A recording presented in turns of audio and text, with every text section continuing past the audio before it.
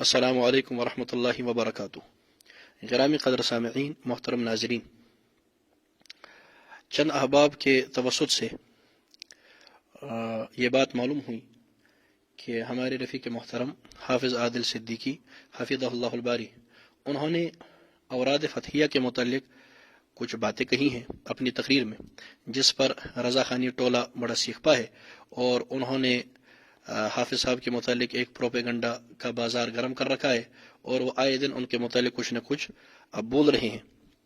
ہم چونکہ مصروف ہیں بہت زیادہ، ہمارے مدارس میں اس وقت نصابی سال کا آخری مرحلہ ہے، آخری دن چل رہے ہیں، اس وجہ سے ہم بہت زیادہ مصروف ہوتے ہیں۔ نصاب باقی ہیں، وہ پڑھانا ہے، ختم کرنا ہے۔ اس کے علاوہ کچھ میری درسی کتابیں بھی زیر ترتیب ہیں، اس کے ساتھ بھی ہمارا وقت لگتا ہے، اور اس کے علاوہ بھی ہمارا لکھنے کا کام ہے، تو ہم بہت زیادہ مصروف ہیں۔ لیکن بار بار اصرار پر اور کچھ ساتھیوں کے دکھانے پر میں نے وہ دیکھا کہ حافظ صاحب نے کیا کہا ہے، اور اس کے بعد چند بریلویوں کی وہ کلپس مجھے دکھائی گئیں، میں نے وہ دیکھی، پوری تو میں سن نہیں پایا، لیکن جو بالاختصار دیکھنے اور سننے کے بعد مجھے جو بات معلوم ہوئی ہے، اس اعتبار سے میں چند گزارشات آپ حضرات کی خدمت میں کرنا چاہتا ہوں۔ آپ بغور ملاحظہ فرمائیں، سماعت فرمائیں، سنیں۔ پہلی گزارش اپنے احباب کی خدمت میں وہ یہ ہے کہ یہ بات سمجھنے کی ہے، الحمدللہ ہم اہل حق ہیں، ہم اہل سنہ والجماعہ ہیں، ہم اہل حق اکابر کے ورثہ ہیں، اہل علم بھی اور عوام بھی۔ جب ہم اہل حق ہیں تو ہمیں چاہیے کہ ہم ایک جگہ متحد ہوں اور کسی ایک پلیٹ فارم پر ہم جمع ہو جائیں۔ ہمارے بہت سارے لوگ اتحاد امت کی بات کرتے ہیں کہ غیر مقلدوں سے اتحاد، بریلویوں سے اتحاد، اور مودودیوں سے اتحاد، شیعوں سے اتحاد۔ میں ان حضرات کی خدمت میں عرض کرنا چاہوں گا کہ دیکھیے، سب سے پہلے آپس میں اتحاد کر لیں۔ آپ آپس میں اتحاد قائم کرنے سے ناکام ہیں، اور مجھے یہ بات کہنے دیجئے، اگر کسی کو بری لگتی ہے میں معذرت خواہ ہوں، کہ ہمارے لوگ، چونکہ یہ کام میرا تو نہیں ہے، میں تو چھوٹا ہوں، یہ کام تو بڑوں کا تھا، ہمارے لوگ آپس میں اتحاد قائم کرنے سے اور اہل حق کو ایک جگہ جمع کرنے سے بالکل ناکام ہو گئے ہیں۔ ان کے بس میں ہی نہیں ہے، ان کو آیا نہیں۔ اگر وہ چاہتے تو کر لیتے، لیکن معلوم نہیں کیا ہوا، انہوں نے چاہا نہیں، یا چاہنے کے باوجود ہوا نہیں، اللہ بہتر جانتا ہے۔ لیکن ہمارے خیال میں اگر وہ چاہتے تو انشاءاللہ ہو جاتا۔ خیر، یہ ایک مسئلہ ہے۔ ہمیں چاہیے کہ ہم آپس میں اتحاد قائم کریں۔ ہمارے جتنے لوگ ہیں، مدرسین ہیں، علماء ہیں، مدرسے والے ہیں، خانقاہ والے ہیں، تبلیغ والے ہیں، یا اور کوئی فلاحی کام کر رہا ہے، ہم اپنے مسلک کے اعتبار سے، مشرق کے اعتبار سے، مشرب کے اعتبار سے، فکر کے اعتبار سے ہم متحد ہو جائیں اور ایک جگہ جمع ہوں۔ یہ کیا مصیبت ہے کہ اہل باطل کے یہاں کوئی مسئلہ پیدا ہوتا ہے تو ان کا بڑا، ان کا چھوٹا، ہر ایک آدمی جمع ہو جاتا ہے، اور ہمارے یہاں لوگ بکھرے ہوئے ہیں، ہمارے یہاں لوگ الگ الگ بیٹھے ہیں۔ الحمدللہ ہم اہل حق ہیں، ہمارے عقائد بڑے مضبوط ہیں، ہم کتاب و سنت کی ترجمانی کرتے ہیں، ہم مسائل میں فقہ حنفیہ کے پابند ہیں اور بڑے پکے حنفی ہیں، جس کے برعکس بریلویت یہ فقہ حنفیہ سے دشمنی کا نام ہے، غداری کا نام ہے۔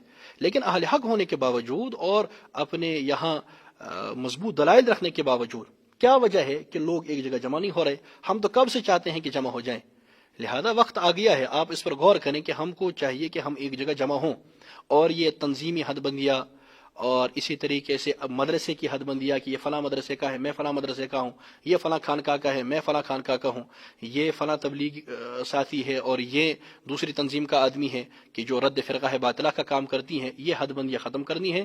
ہم سب کے سب الحمدللہ دیوبندی ہیں، اور دیوبندی ہونے کا معنی یہ ہے کہ ہم مسلمان ہیں، ہم سنی ہیں، ہم فقہ حنفیہ کے پابند ہیں۔ لہذا ہم اس بنیاد پر جمع ہو جائیں، اپنے مسلک، اپنے مشرب اور اپنے فکر کے اعتبار سے، کہ ہم دیوبندی ہیں، بس یہ سب سے پہلے ہماری ذمہ داری ہے۔ یہ تو جزوی واقعات ہے، آئے گئے، مسئلہ ختم۔ حافظ صاحب کا واقعہ ہے، کسی اور کا واقعہ ہے، واقعہ آیا گیا، یہ وقتی چیز ہوتی ہے۔ لیکن جو مستقل کرنے کا کام ہے وہ یہ ہے کہ ہم ایک جگہ جمع ہوں، اور اگر کوئی صاحب یہ کام کرنے میں ناکام ہو گیا ہے تو بس اس پر انحصار نہیں ہے اور اسی پر اب تکیہ نہیں لگانا، بلکہ ہر آدمی کو اپنی جگہ کوشش کرنی ہے کہ ہم متحد ہو جائیں اور اتحاد پیدا ہوں۔ اوروں سے اتحاد کی باتیں، او بابا خود میں تو اتحاد پیدا کرو، یہ میں بات کہتا ہوں، اور اس پر اگر کوئی ناراض ہوتا ہے تو ہو جائے، لیکن بات میری درست ہے۔ آئیے دوسری بات کی طرف۔ اب حافظ صاحب نے یہ چند کلمات کہہ دیے ہیں اور انہوں نے اس پر معذرت کی ہے۔ اگر وہ مجھ سے مشورہ کرتے اور مجھ سے پہلے پوچھتے تو کیا پتا یہ معاملہ کچھ اور ہوتا، لیکن خیر انہوں نے معذرت کر لی ہے، اور اب ہم نے وہ دیکھا جب انہوں نے معذرت کر لی ہے تو بس مسئلہ ختم۔ اگر ان کے منہ سے چند کلمات، اب ان کی مراد کیا تھی، معنی کیا تھا، ویسے تو بریلویوں کے یہاں بڑی تعویلات چلتی ہیں مولانا احمد رضا خان کی عبارات کی، یہ تو اتنا بڑا کوئی مسئلہ نہیں تھا، جزوی بات تھی۔ ان کے یہاں تو بڑے بڑے بلنڈر ہیں جن کی تعویلات کرتے ہیں، تو یہ تو مسئلہ ہی کوئی نہیں تھا، لیکن اس کے باوجود حافظ صاحب نے وسعت قلبی کا اظہار کرتے ہوئے اور اسی طریقے سے ایک اپنے ذہن کی عکاسی کرتے ہوئے معذرت کر لی ہے۔ جب معذرت کر لی ہے تو مسئلہ ختم ہو جانا چاہیے تھا، لیکن چونکہ بریلوی ٹولے کا ان کا مقصد معاملے کو سدھارنا نہیں ہوتا، حل کرنا نہیں ہوتا، بلکہ فتنہ فساد ہوتا ہے۔ چونکہ ان کی معذرت سے ان کا معاملہ چلتا نہیں، آخر یہ کریں کیا؟ زندہ رہنے کے لیے کوئی مشغلہ بھی تو ہونا چاہیے نا۔ اب ان کی معذرت سے ان کا مشغلہ ختم ہو جاتا، لہٰذا یہ کہتے ہیں ہم معذرت قبول نہیں کرتے۔ تو اس پر میں یہ عرض کروں کہ ہمارے یہاں مشرک کی قبولیت اور ناقبولیت کا کوئی اعتبار نہیں ہوتا، لہٰذا آپ کی وجہ سے مجھے نہیں لگتا کہ اس نے معذرت کی ہوگی۔ وہ تو عوام ہے وادی کی جو کہ بریلوی نہیں ہے، کشمیری لوگ بریلوی نہیں۔ بریلویت نام ہے علماء دیوبند کو کافر کہنے کا، جبکہ کشمیری لوگ علماء دیوبند سے محبت کرتے ہیں، اکابر سے بھی محبت کرتے ہیں، موجودہ علماء سے محبت کرتے ہیں، ہم جیسے لوگوں سے محبت کرتے ہیں، اکابر کی تو بات ہی نہیں ہے۔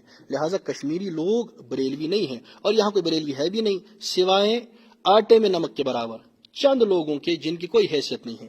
بلکہ آگے چل کر کے میں یہ بات بھی عرض کر دیتا ہوں کہ محترم غلام رسول حامی بھی بریلوی نہیں ہے، تحریک کاروانی اسلامی والے بریلوی نہیں، وہ ہمیں مسلمان سمجھتے ہیں۔ جب وہ ہمیں مسلمان سمجھتے ہیں تو بریلوی کیسے ہوئے؟ یہ تو چند ایک آدمی ہیں جنہوں نے فتنہ فساد کا بازار گرم کر رکھا ہے، جن کی کوئی حیثیت نہیں ہے، بلکہ ان کا مقصد قرآن کریم کے خلاف ایک بغاوت قائم کرنا ہے، جو کہ میں پہلے سے سمجھاتے آ رہا ہوں اور ایک دنیا سمجھ چکی ہے۔ اور یہی مصیبت ان کی اور یہی پریشانی ان کی حافظ عادل کے ساتھ ہے، وہ اس وجہ سے کہ حافظ عادل صاحب انہوں نے اپنی تقریروں سے اور انہوں نے اپنی باتوں سے ایک جم غفیر کو یہ بات سمجھا دی ہے کہ صحیح راستہ کیا ہے اور صحیح طریقہ کیا ہے، اور ان کے وسادت سے ایک بہت بڑا طبقہ اہل حق کے ساتھ ملا، مدارس کے ساتھ ملا، تبلیغ کے ساتھ ملا، ہمارے مشائخ کے پاس آتا جاتا ہے۔ یہ ان کی پریشانی ہے کہ یہ بندہ لوگوں کو جہالت سے نکال کر کے علماء کی طرف لے جا رہا ہے۔ اگرچہ حافظ عادل صاحب خود عالم نہیں ہیں، لیکن وہ ایک خطیب ہیں، اور اللہ تعالیٰ نے ان کو ایک ملکہ دیا ہے جس بنیاد پر، جس کو برائے کار لاتے ہوئے وہ لوگوں کو اہل حق کی طرف پہنچا دیتے ہیں، اہل علم کی طرف پہنچا دیتے ہیں۔ یہ ان کے لیے پریشانی ہے۔ اب یہ کسی طاق میں تھے کہ ہمیں کوئی چیز ان کی مل جائے، وہ چونکہ بار بار مساجد میں جاتے ہیں اور تقریریں کرتے ہیں، تو یہ اس طاق میں تھے کہ کچھ مل جائے تو ہم پروپیگنڈا کریں۔ وہ ان کو مل گیا، اب یہ پروپیگنڈا کر رہے ہیں، اور یہ بھی ان کو پتا ہے کہ وہ بیچارے مناظر ہے نہیں، تو اس واسطے ہم اس کو ستا دیں گے۔ لیکن یہ بات بھول گئے کہ یہاں صرف وہ نہیں رہتے، یہاں اور لوگ بھی رہتے۔ لہٰذا گزارش ہے کہ جب انہوں نے اپنے کلمات پر معذرت کر لی ہے، مسئلہ ختم۔ اور بریلویوں کی خدمت میں عرض کرنا چاہتا ہوں کہ سنو، اب اگر تم بات ختم کرنا نہیں چاہتے تو میری بات سنو، وہ یہ کہ یہ تو ایک جزوی مسئلہ ہے، حافظ عادل کا مسئلہ ہے، یہ ایک شخص کا مسئلہ ہے جس نے اپنی بات پر معذرت کر لیا، مسئلہ ختم۔ تم بڑے مسائل کو حل کرو، اور بڑے مسائل یہ ہیں کہ تمہارے عقائد قرآن کریم کے خلاف ہیں، تمہارے مسائل فقہ حنفیہ کے خلاف ہے، تمہارا پورا فرقہ قرآن کریم کے خلاف ہے، تم ان مسائل کا حل کرو۔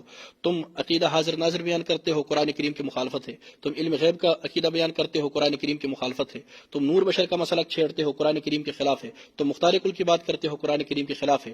تمہارے یہ جو جتنی بدعات ہیں اور خرافات ہیں، یہ سب کی سب فقہ حنفیہ کے خلاف ہے۔ اس پر تم بات کرو تو ٹھیک ہے، میں تو تب سے کہہ رہا ہوں، اور تمہارے پرانے وہ چیلنج بھی تھے جو ہم نے قبول کیے ہیں، کیا پتہ وہ مفتی یوسف صاحب کا نمبر ابھی کھلا بھی ہے یا نہیں، وہ آیا تھا نا، مفتی یوسف صاحب کو فون کرتے ہیں، وہ فون ہی نہیں کھولا، کیا پتہ وہ کہاں ہے۔ لہٰذا بریلیوں سے ایک بات عرض کرنا چاہتا ہوں، اگر تم چاہتے ہو، تم نے یہ مسئلہ گرم کر رکھا ہے کہ آؤ اصل مسائل حل کریں، اور میں تو کہہ رہا ہوں آؤ، لیکن اس کی شرط یہ ہے کہ کوئی ایرا گیرا نت و خیرا اس کو سامنے بٹھائیں جس کو کتاب پڑھنی بھی نہ آتی ہو اور دیکھنی بھی نہ آتی ہو۔ پہلے اس کا کیا اعتبار، وہ قاضی شکیل ہے، وہ خود کو قاضی کہتا ہے، اس نے اپنی لمبی قطار بتائی تھی کہ میری یہ ڈگری ہے وہ ڈگری ہے، اس کے بعد حدیث پڑھی غلط۔ خیر غلطی ہو سکتی ہے، میں نے کہا یہ لم تستحی نہیں ہے، لم تستحیی ہے۔ تو علامہ صاحب فرماتے ہیں کہ مشکات میں زبر زیر ایسی لگی تھی۔ یہ تمہارا مفتی اور قاضی ہے۔ مبارک ربانی آیا، کہتا ہے میں چیلنج کرتا ہوں، میں نے قبول کیا، اس نے اپنا پیج ہی ڈیلیٹ کر دیا، اور قاضی شکیل نے بھی بعد میں ڈیلیٹ کر دیا تھا، وہ ساری باتیں ختم کر گیا۔ لہذا جو تمہارے معتبر آدمی ہیں، جن کی بات تمہارے فرقے کے یہاں معتبر مانی جائے گی، بٹھاؤ نا، تم بٹھاؤ، اور ہم گفتگو کرتے ہیں ان مسائل میں جس کو کتاب پڑھنی آتی ہو اور جس کو سمجھنی آتی ہو. اور جہاں تک اوراد کی بات ہے، چلیے اوراد پر بات کرتے ہیں. تم اپنے ایسے آدمی کو بٹھاؤ جس کے سامنے ہم اوراد رکھیں یا وہ ہمارے سامنے اوراد رکھے، اور اوراد میں ترجمہ نہ لگا ہو، بغیر ترجمے کی اوراد ہو، اور اس پر زبر زیر بھی نہ لگی ہو. اس کے بعد وہ پڑھ لے اور اس کا ترجمہ کرے، اس کی ترکیب کرے، ہم اس پر اعتراض کریں وہ جواب دے، وہ ہماری بات پر اعتراض کرے ہم جواب دیتے ہیں. اس طرح سے اس کے بعد اس میں سے جو عقائد نکلیں گے اس کو مان لیا جائے گا. یہ تو ایک واقعہ ہے، حافظ صاحب نے کہہ دیا مسئلہ ختم. اصل مسئلہ تو عقیدے کا ہے. دیکھیں گے کہ اوراد فتحیہ کے متعلق کس کا عقیدہ ہے. وہ ہمارا عقیدہ ہے. اوراد توحید سے بری پڑی ہے، جس کے تم منکر ہو، جس کے تم خلاف ہو، اور وہ ہم تمہیں سامنے دکھا دیں گے کہ کہاں پر ہے. لہٰذا اصل مسئلہ ہے عقیدے کا. اور دوسرا مسئلہ جو ہمارا اوراد کے ساتھ ہے اور اس کے بارے میں ہے وہ یہ ہے، اور ہمارا نہیں، فقہ حنفی کا ہے.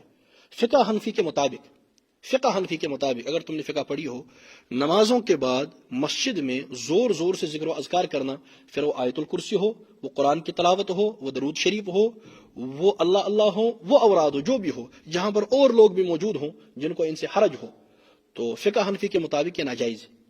یہ مسئلہ ہے. جہاں تک نفس اوراد فتحیہ پڑھنے کی بات ہے، وہ تو میں پڑھتا ہوں، ہمارے الحمدللہ معمولات میں شامل ہیں. لیکن ہم تمہاری طرح محلے کو چلا چلا کر نہیں بتاتے کہ ہم نے پڑھ لی، بلکہ ہمارا اللہ جانتا ہے کہ ہم نے پڑھ لی. لہٰذا یہ مسئلہ ہے.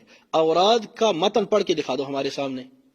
یہ نہیں ہے کہ میں کھولی اور یا اللہ یا رحمان یا رحیم اور زور زور سے چلایا، جس کو فقہاء احناف منع کرتے ہیں، جس کو فقہ حنفی منع کرتی ہے. فقہ حنفی کو ہم مان لیتے ہیں. دیکھیے تم جس طریقے سے بھی آنا چاہو ہم تیار ہیں. اگر تم قرآن کریم کو سامنے رکھ کر کے عقائد کا فیصلہ کرنا چاہو اس طرح سے بھی کر لیں گے. اگر تم فقہ حنفی کی کتابوں کو سامنے رکھ کر فیصلہ کرنا چاہو اسی طریقے سے کر لیں گے. تم اوراد کو سامنے رکھ کر فیصلہ کرنا چاہو اسی طریقے سے کر لیں گے، بشرطے کہ تمہیں وہ کتاب پڑھنی بھی آئے. ان کے کسی شیخ کو پڑھنی وڑھنی نہیں آتی. بلکہ ہم نے سنا تھا وہ اویس قادری صاحب ایک جگہ فرما رہے تھے کہ قاضی نثار کے بعد کسی نے دورہ حدیث ہی نہیں کیا ہے. اب سچ کہا اس نے، جھوٹ کہا اس نے، تو ان کو کچھ آتا نہیں. یہ ان پڑھ لوگ ہیں. اور یہ جو لونڈے وونڈے انہوں نے ویڈیو بنائی ہوئی ہے، ان میں کی اکثریت وہ ہے جو ہمارے مدارس کے بھگوڑے ہیں. انہوں نے ہمارے مدارس میں آ کر کے کسی نے 10 پارہ یاد کر لیا، کسی نے 5 پارے یاد کر لیے، کسی نے 20 پارے یاد کر لیے اور بھاگ گیا، کسی نے مکمل حفظ کر لیا اور بھاگ گیا، کسی نے عربی اول دوم سوم 2-3 کلاسیں پڑھ لی اور بھاگ گیا. ان کی کوئی صلاحیت نہیں ہے، نہ ان کی کوئی علمی خدمت ہے، نہ ان کی کوئی علمی صلاحیت ہے، نہ ان کا کوئی علمی وقار ہے، نہ ان کا کوئی علمی مقام ہے، نہ انہیں کتاب پڑھنی آتی ہے، نہ یہ قرآن جانتے ہیں، نہ ان کو حدیثیں یاد ہیں، نہ ان کو پڑھنی آتی ہیں، اور نہ یہ فقہ حنفی جانتے ہیں. یہ بس ایک چیز جانتے ہیں، وہ ہے ختمات، اور ان کی ریٹ جانتے ہیں، اور سونگ کر کے بتا سکتے ہیں کہ سالن کیا پکا ہے. اور اسی طریقے سے ان کو یہ بھی معلوم ہے کہ کہاں کون سا فتنہ کھڑا کرنا ہے. اس کے سوا ان کو کچھ بھی نہیں آتا. لہذا اصل مسئلہ ہے عقائد کا. اور حافظ عادل صاحب انہوں نے بات کو ختم کر دیا، مسئلہ ختم. اور ہمارے احباب کو بھی چاہیے کہ اس بات کو سمجھیں، اہل علم بھی اور عوام بھی. اور جہاں تک بریلویت کا مسئلہ ہے تو ایک ساتھ آ کر کے، آپ تو پہلے آتے تھے اب نہیں آتے، تو آ کر کے پرامن طریقے سے ان مسائل کو حل کر لیتے ہیں جو اصل عقائد کے مسائل ہیں، اور جس پر میں بار بار سال سے کہہ رہا ہوں کہ تمہارے عقائد قرآن کریم کے خلاف ہیں. آؤ نا قرآن کریم پر فیصلہ کرتے ہیں. اس پر آپ فیصلہ کرنے آئیے تو الحمدللہ اور انشاءاللہ ہم تیار ہیں. اور اگر ایسا نہیں تو بس معاملہ آپ کا ختم ہے. آپ کو پروپیگنڈا کرنے کی کوئی ضرورت نہیں، نہ اس کا کوئی اثر پڑتا ہے اور نہ ایسا کوئی ہوتا ہے. حافظ عادل صدیقی نے ایک بات کر دی، ارے بابا مولانا احمد رضا خان کے تو اتنے بڑے بڑے بلنڈر ہیں، اس پر تو آپ نے کبھی وہ ان سے نہیں پوچھا. مولانا احمد رضا خان کا نظریہ ہے کہ جس آدمی کے عقائد یعنی جو گستاخ رسول ہو اس کو کافر کہنا خلاف احتیاط ہے. یہ مولانا احمد رضا خان کا عقیدہ ہے، اور خود دوسری کتاب میں لکھتا ہے کہ یہ کفر ہے. اس کی تفصیل میں پیچھے بیان کر چکا ہوں. آؤ نا اس کی صفائی تم پیش کرو. قاضی شکیل آیا تھا، میں نے اس کے جوابات دے دیے. آج تک بریلیت پر قرض ہے، ان حوالہ جات کا جواب نہیں آیا، وہ سارا سوشل میڈیا پر موجود ہے. تو مولانا احمد رضا خان کے ان کاموں کا جواب دو. یہ کہتے تھے عبارات اکابر پر بحث نہیں کرتے، ہم کرتے ہیں، لیکن تم میں طاقت نہیں ہے کہ تم مولانا احمد رضا خان کی عبارت کا دفاع کرو. ہمارے پاس اس کی 100 سے زیادہ ایسی عبارات موجود ہیں، آ کر کے جواب دو. لہٰذا اصل بلنڈر وہاں ہے. اور جہاں تک حوالہ جات کی بات ہے، کبھی ہو جاتا ہے کسی نے کوئی حوالہ غلط دے دیا، تمہارے یہاں تو اس کی بربار موجود ہیں، اور ہم تمہارے سامنے لسٹ پیش کرتے ہیں کہ تمہارے کس آدمی نے کہاں پر کون سا گڑبڑ حوالہ پیش کیا ہے اور غلط حوالہ پیش کیا ہے. تم اس کی صفائی پیش کرو، اور تمہارا اس کے ساتھ کیا لینا دینا. لہٰذا حافظ صاحب کو بھی چاہیے کہ اپنا کام کریں، اور اسی طریقے سے دیگر حضرات کو بھی چاہیے اپنا کام کریں، ان کو اپنے حال پر چھوڑیں. اور اگر یہ مسائل کا حل چاہتے ہیں تو ٹھیک ہے، کسی جگہ بیٹھتے ہیں، لیکن ایسا آدمی بٹھائے اور ایسا آدمی آئے کہ جو عبارت پڑھ سکتا ہو، جو مسئلہ سمجھ سکتا ہو اور جو ہمارے یہاں کچھ وقار رکھتا ہو، انشاءاللہ چند گھنٹے کے اندر میں تمہیں دکھا دوں گا کہ تم قرآن کریم کے بھی منکر ہو اور تم دیگر چیزوں کے بھی منکر ہو۔ لہٰذا یہ ایک فتنہ ہے، اور اس فتنہ رضاخانیت کو اپنی جگہ پر چھوڑ دیں۔ اوراد فتحیہ امیر کبیر رحمہ اللہ تعالیٰ کی طرف سے ہمیں دیا گیا ایک وظیفہ ہے جو کشمیری پڑھتے ہیں۔ اور اس کے سوا ایک اور بات عرض کرنا چاہتا ہوں، وہ یہ کہ حضرت امیر کبیر میر سید علی حمدانی رحمۃ اللہ تعالیٰ علیہ، ان کا صرف یہ ایک رسالہ نہیں ہے اوراد فتحیہ، انہوں نے اور رسائل بھی لکھی ہیں اور کتابیں لکھی ہیں جو کہ الحمدللہ ہمارے پاس موجود ہیں۔ اگر بریلوی چاہیں، یہ ٹولہ یہ اگر چاہے تو ہم امیر کبیر کی ان کتابوں کو سامنے رکھ کر بہت مسائل کو حل کر سکتے ہیں۔ جنہوں نے اس پر بیان دیا وہ ایک حلفیہ بیان پیش کرے کہ امیر کبیر نے جو اپنی کتابوں کے اندر ذکر کے متعلق اور مسائل کے متعلق باتیں لکھی ہوں، ہم وہ تسلیم کریں گے۔ اگر یہ امیر کبیر کی باتوں کو بھی تسلیم کر لیں تو ان کا دھندا ویسے ہی بند ہو جائے گا۔ نہ یہ امیر کبیر کے ہیں، نہ یہ فقہ حنفی کے ہیں، نہ ہی یہ قرآن کے ہیں، نہ ہی یہ سنت کے ہیں، یہ بس بدعات اور خرافات کے ہیں۔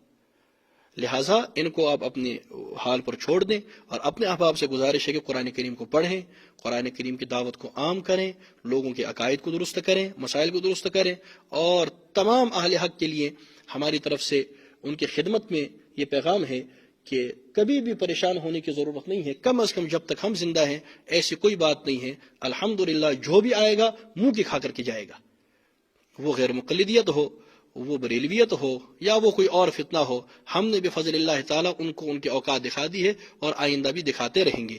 اور یہ جو ہمارے اپنے احباب ہیں ان کی خدمت میں گزارش ہے کہ آپ ذرا اس کی فکر کریں کہ اہل حق کو ایک جگہ جمع کیا جائے۔ وہ تو آپ کرنے رہے اور کاموں کے اندر آپ مصروف ہیں، لہٰذا یہ کام کرنے کا ہے کہ مسلک، مشرب اور فکر کے اعتبار سے ہم ایک جگہ جمع ہوں، تاکہ یہ آٹے میں نمک کے برابر لوگ، یہ ان پڑھ لوگ، جاہل لوگ، اتنی بات میں عرض کرتا ہوں کہ جس کو یہ مناظر اعظم کہتے ہیں اور جس کو یہ حافظ سیاست، سبحان اللہ، چھ پیدی چھ شوربہ پیدی، یہ کہتے ہیں فیاض احمد رضوی صاحب حافظ سیاست ہے۔ وہ آدمی دیکھ کر عبارت نہیں پڑھ سکتا، اور بخاری چھوڑیے، وہ آدمی دیکھ کر قرآن کریم ناظرہ ٹھیک نہیں پڑھ سکتا۔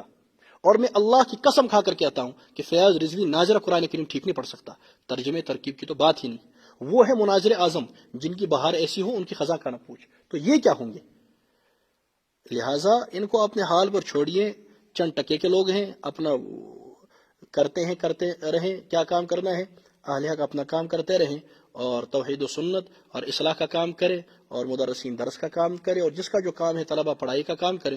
ان کو اپنے حال پر چھوڑ دیں، اور اگر یہ کچھ اب زیادہ اس میں چاہتے ہیں، یہ اوراد ہی پر گفتگو کرنا چاہتے ہیں، اس کی میں نے تفصیل بتا دی، قرآن کریم کے بارے میں، فقہ حنفی کے بارے میں، اور اوراد کے متعلق ہمارا یہ مسئلہ ہے کہ مساجد میں زور زور سے پڑھنا، اس کو فقہائے احناف منع کرتے ہیں، اور اس کے خلاف تم فقہائے احناف سے بغاوت کا اعلان کرتے ہو۔ امام ابو حنیفہ کے باغی ہو تم، امام محمد کے باغی ہو تم، فقہائے احناف کے باغی ہو تم، عالمگیری اور اسی طریقے سے دیگر جتنی ہماری فتاوا کی کتابیں ہیں تم اس کے باغی ہو، اور تمہارا ان فقہا سے کوئی لینا دینا نہیں۔ الحمدللہ ہم فقہ حنفیہ کے پابند ہیں۔